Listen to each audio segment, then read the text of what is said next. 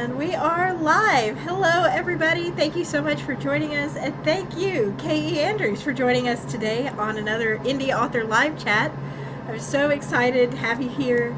And I want to apologize to everybody watching in advance a little bit. I know I sound off. I'm still a little under the weather. But I will try to mute in between so you guys aren't distracted by my coughing and hacking. But K.E. Andrews, you are the author of Assassins and Grins and Secret, the assassin of Grins and Secrets, I can't talk, which was picked as one of the writing community's book club picks for 2022. So for those who don't know you or know about your work, because you're also a poet, why don't you tell us a little bit about yourself? Yeah, so my first published book was poetry, which was really kind of an exciting thing for me because I always thought, oh, I'll do fantasy first. And so Let the Hurt Girl Speak was more of like a poetry memoir thing. And it was I didn't think I would ever write anything like that. But I've always loved writing since I was in like middle school and elementary school, and then really seriously got into writing around high school age. Um, and I don't know. I just really like creating stories, and there's always something going on. And I'm also a very avid reader, which has helped me with my writing journey. Trying to think of anything else that's interesting. I garden. I do a lot of cooking and baking. I also make nerdy stickers and bookmarks on an Etsy page. Um, yeah, I have 3 cats. I really like plants, which is unfortunate because that's where a lot of my space is taken up by books and plants. So that's pretty much me. And yeah, I can't really think of anything else interesting. Gosh. Well, that's a lot. That's a lot. So, how did you transition from sort of the poetry side into writing the novel, especially like fantasy? hmm so actually, the fantasy novel came first. So I had started that in like high school, and it took about like 10 years for it to really become its thing. And I originally hated poetry in high school. I was like, there's no point to this. And then I took a course in college and was like, oh, this is actually really cool. So I began like writing some pieces. And then I actually started working with a therapeutic journaling organization called The Love Story in 2019, which is where I first started like Let the Hurt Girl Speak. Just kind of playing with that medium as just a therapeutic way of just expressing myself and just kind of looking at the things in my life and trying to compile them. So that was just how that all came together just randomly. And I always knew I was like, I'm going to publish this fantasy book sometime, but it just took a little bit more work than, I was expecting. So I just let it sit, just with my revisions and everything. So I was fine with waiting to do that and just, I don't know, it's just an interesting balance doing poetry and fantasy because they've seemed like two opposite sides, but I just really like the different mediums that they offer in terms of expression and just storytelling. So, do you put any poetry into your fantasy writing, like songs or anything? I do, not as much as in the Assassin and Grids and Secrets. I think there's a couple songs in there. In the one I'm working on right now, I think there's at least 3 songs. Um, and I don't know. It's just like it'll come to me. I'm not like planning. Oh, let's do a song here, and definitely nothing like Tolkien where it's like half the book is songs and poems. So I try and keep it short just to add to the world and such. But yeah, it's interesting how maybe I can weave poetry in because I like to think about, oh, what if I could do one that's more like poetry based? But I'm like, you know what, we'll see. So. I love that. So, you, like I said earlier, your book was picked for the Writing Community's 2022 book club. For those of you who are watching and you don't know what the Writing Community is, you can find them on Instagram at the Writing Community. Um, and I'll try to drop the link to that in the description box. But there's 6 books that they picked that are traditional and 6 books that they picked that were indie. How did that come about for you? Did you nominate your own book? Did somebody else nominate you? So someone had actually tagged me in the original post. They're like, "Oh, this looks like a fun thing," and so I just had nominated my book and basically just told everyone I know, "Hey, just pick this. I don't know what's really going to happen," because this is like the first big thing I could think to do for my book because I hadn't done any author signings yet or any competitions or anything else like that because I'm still very new to just like the writing community on Instagram. And just also marketing is hard. So I was like, well, this is a good way for people to like engage and then also just to see what other indie books are out there in a book club setting. So just so it was like, well, hopefully maybe someone is interested in it enough to want to read it for a month. So that's just how it all kind of came about.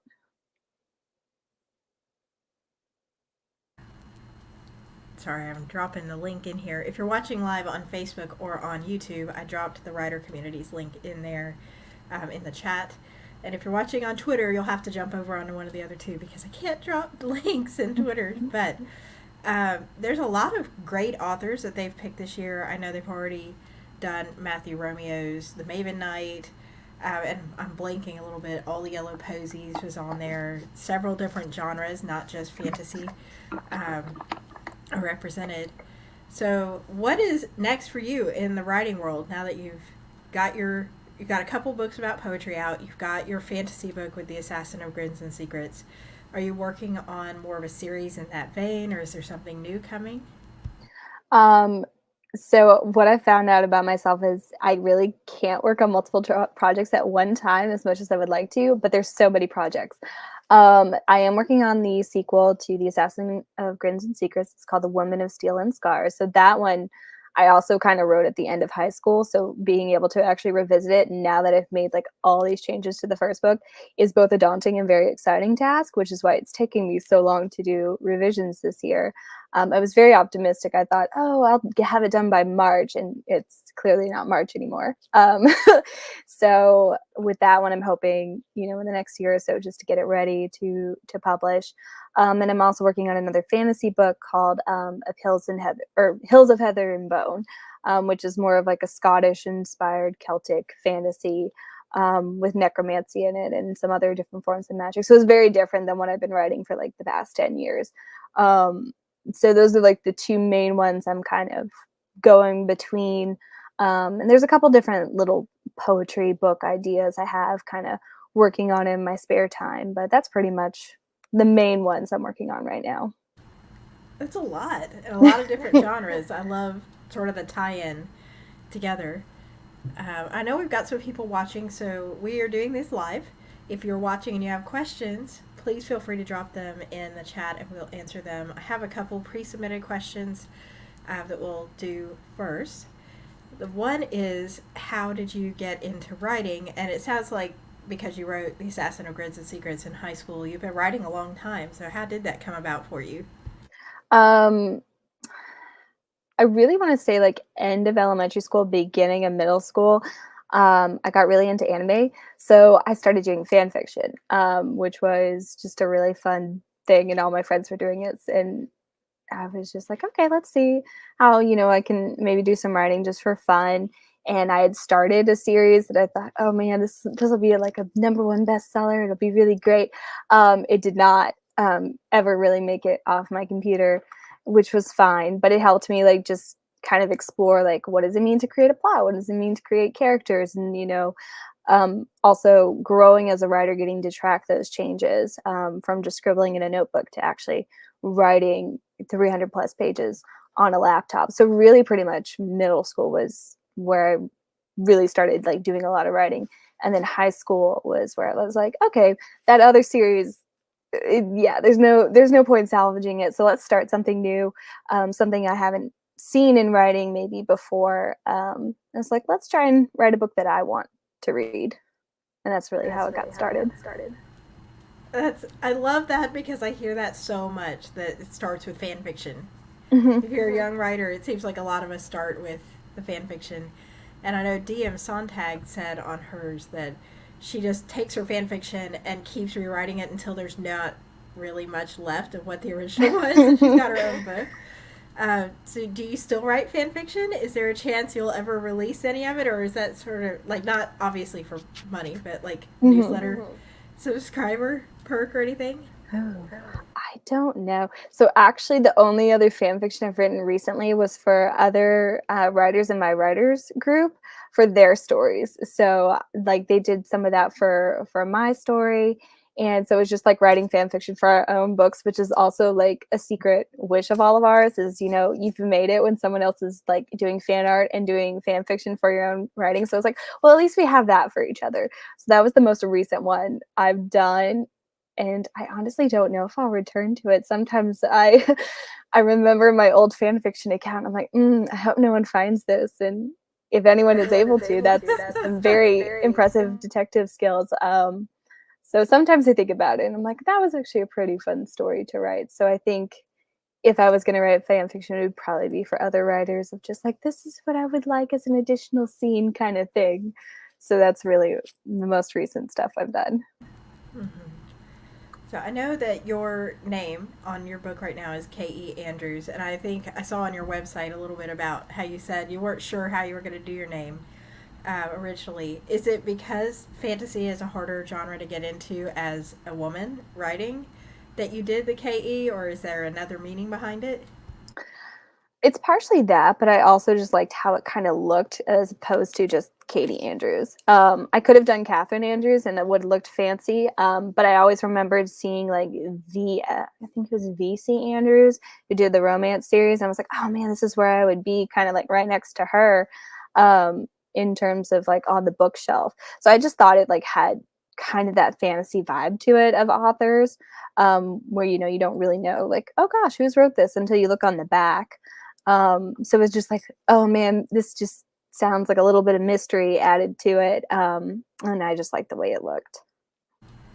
Yeah, it definitely works great. I think, like you said, J.R.R. Tolkien, C.S. Lewis, like we go back to the classics and they sort of started that initials in front of the name for the book. Uh, so, one question that I was sort of leading up to that we got as a pre submitted is what do you recommend researching before deciding whether or not to use a pen name? Mm. Hmm. I don't really know. I don't think I have an answer to that. Besides just looking at your like your bookstores, like Barnes and Nobles, your local bookstores, just seeing like where your book might fit on the shelf can help you just create the name you want to be known by. Because just for cohesive sake, once you have it, it's easier just to never change it. You can for like certain things, like maybe some anthologies or, some smaller pieces, I would say, but, just finding the pen name that, reflects you and what you think will also look very nice on a cover. I think is helpful. And then, yeah, just looking at the shelves of, what are these other authors maybe writing? Basically what's going to distinguish you from other authors, especially if you have a very common last name like Smith or something like that. Just, if it's John Smith and, maybe just do the initial. So. Such a good point. I think a lot of us are like, I don't know. This name sort of fell in my lap, and that's the one I'm using. Mm-hmm. Just don't want to use the same one somebody else that's popular is using, and be like, oh no. uh, so you have a gorgeous cover on the Assassin of Grins Secrets. Did you do that art yourself? No, I wish I was that talented. No, I have a very wonderful cover artist that I actually found on Tumblr because she did a lot of Dragon Art fan art, and I was like, oh, I really like your Dragon Age stuff. So I just kind of reached out to her, and I was like, oh, could you do this for me? Because I know, like, unfortunately, you do judge a book by its cover, and I've seen a lot of, both traditional and indie books where it's like, yeah, you can kind of tell you might have went into clip art and pulled some stuff and then just stuck some lettering on it. And unfortunately, that is probably going to deter a lot of people from, picking up your book. Not to say that gorgeous books can't be bad on the inside, but, it's first impressions for a book is what's really important. So I wanted to make sure, like, this came out the way I thought it was going to look. And then like the little artist in me is like, I really just want it to look pretty, because pretty books at an affordable price is always a go-to kind of thing. So I did kind of design the front cover, and then definitely the interior stuff I designed myself and just used a little bit of Canva magic, and that's where we ended up.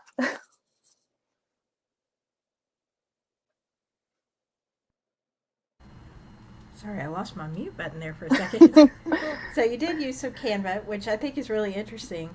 And like you said, if you're an indie author, for those who are watching who don't know what an indie author is, we coordinate everything, the cover, the editing, every aspect of the book.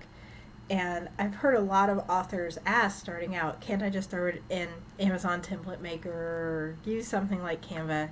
And you know, I'd agree with you that the art is really what makes it stand out as much as we don't want to admit it. So I too can attest to the cover, the value of the cover. We do judge it. I've added books. I don't know. Have you ever added a book solely because of the cover Yes, to your TBR? Yes. Many times. Actually, the one I'm reading right now, the Malevolence Mark, like as soon as I saw it, I was like, oh my gosh, that's so pretty. And so sometimes I'm like, I really hope this book is as good as it looks. And authors who can create their own covers, are like draw them. Those are just like impressive people to me, because I'm like, man, you already have it. You know, you don't have to like coordinate with someone through email about like, this isn't right, let's tweak that. So I got lucky with my poetry books because I could go in and design those in Canva, because it was a little bit easier because I wasn't using like a person on the cover. But definitely for the Assassin of Grins and Secrets, I was like, I need to hire someone who knows what they're doing. Right. And if you're watching as an author and you're like, what is Canva? I have a whole video about it. You can go find that in my Indie Author Behind the Scenes series, and I'll walk you through step by step on how some of the ways I use Canva as an indie author. So you're working on the sequel to The Assassin of Grins and Secrets. Your books are a little dark in a good way. For those who don't know your work, it's sort of a dark, epic feel. What was the hardest aspect to sort of shifting and writing in that tone as opposed to the poetry?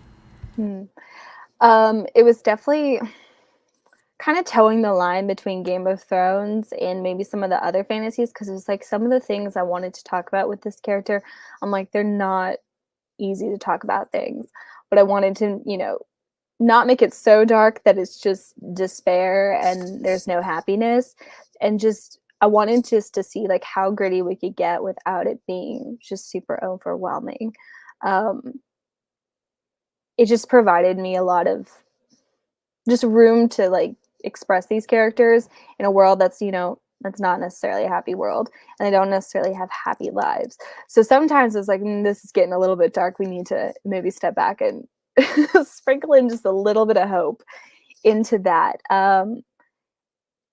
Some of my poetry, like I really resonate with some of those, trying to find the word for it.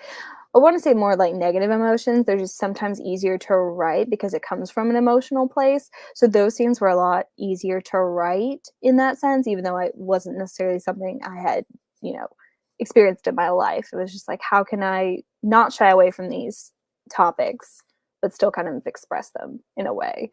So, which is why I put in the trigger warnings for sure, because I was like, yeah, this could be a little bit triggering for people, and I don't think I could have gone as dark as I could have, maybe.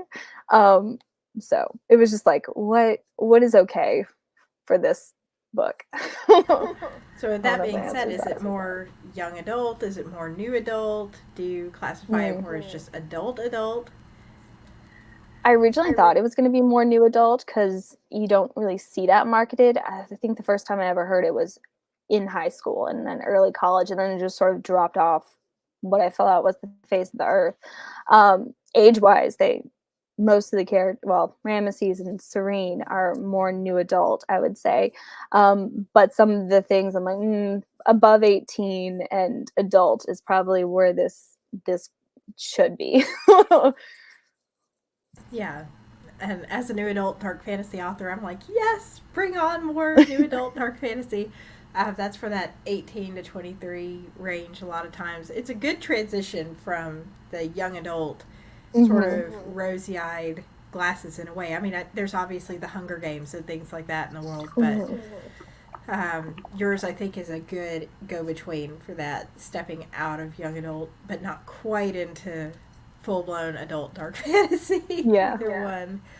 Um, so, who was the most fun character to write? Oh gosh.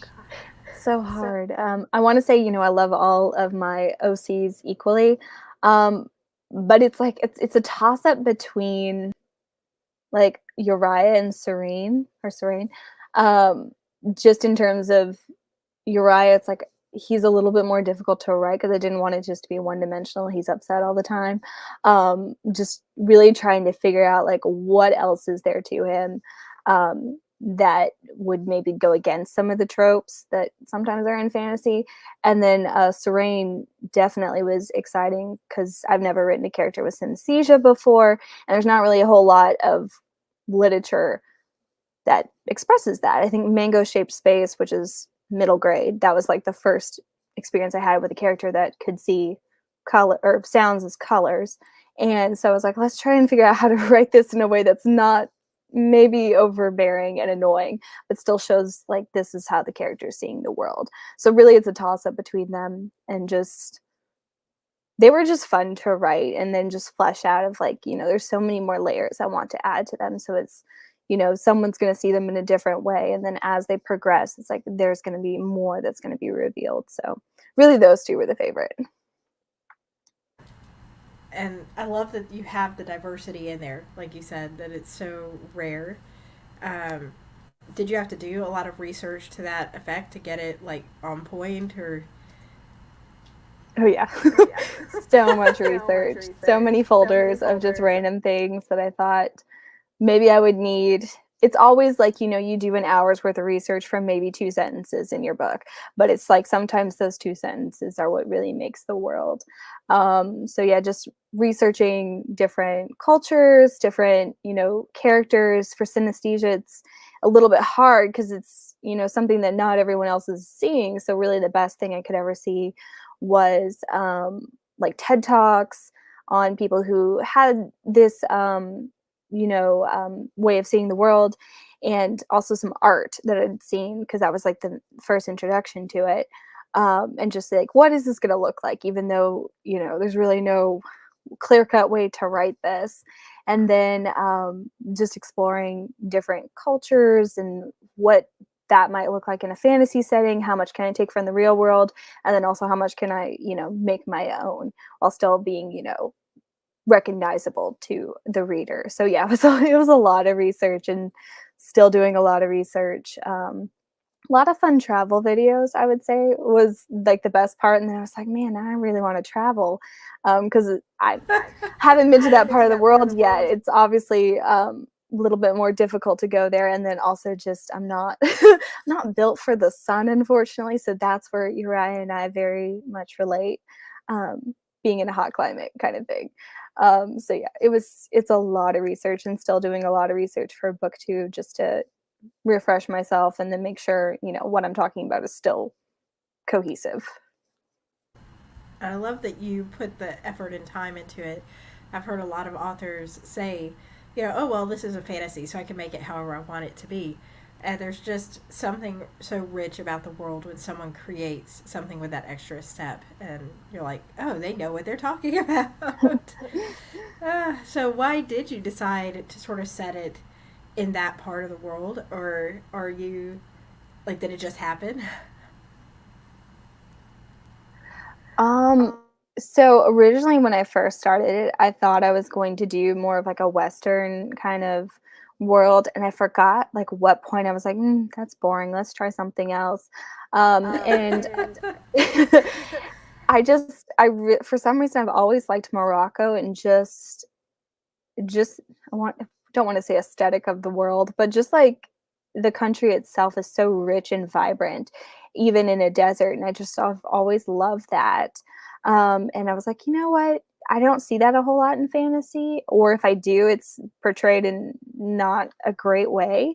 So let's see maybe if I can try and, write it in a way that, is entertaining and not stereotypical. Um, and mostly I think it was the food too. I just really like food. And so I was like, that kind of helps me determine like what I want to write about. It's like if I like the food of a culture, let's just try and explore that a little bit more. It makes it easier. Um, so yeah, it just kind of happened. I was like, well, let's see what a world like this looks like and do it do just a fun fantasy set in this world. Yeah. I love the food culture spilling over into the book. So, thank you so, so much. I know you're super busy. It means so much to be able to have you on and chat.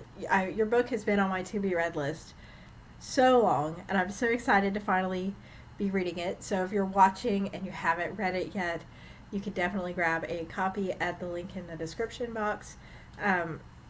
Or find K.E. Andrews on Instagram and grab a copy from there, and maybe we can read together, and you'll see my review on one of my Indie Fantasy Friday review reports in August. But truly, thank you so much. This has been such an honor. Yes, and thank you so much for hosting this. I've just like it was a dream of mine. I'm like, I wonder if she'll ask me to be on here, and now it's a dream come true. Oh, it's so exciting. I met you through the writer community, actually seeing your book up on the ballot. I was like, this book looks amazing. And it was the cover. It's like, oh, that cover looks really cool. And then started following each other. And this community is so amazing because you get plugged in and you meet amazing writers. And so, yeah, it's such an honor just to talk to you live, face to face. Well, thank you all for joining. Please feel free to subscribe if you'd like to see the next few videos. We have 6 more authors over the next week that we're going to be doing interviews for, and all different genres. So thank you so much. Take care. Bye.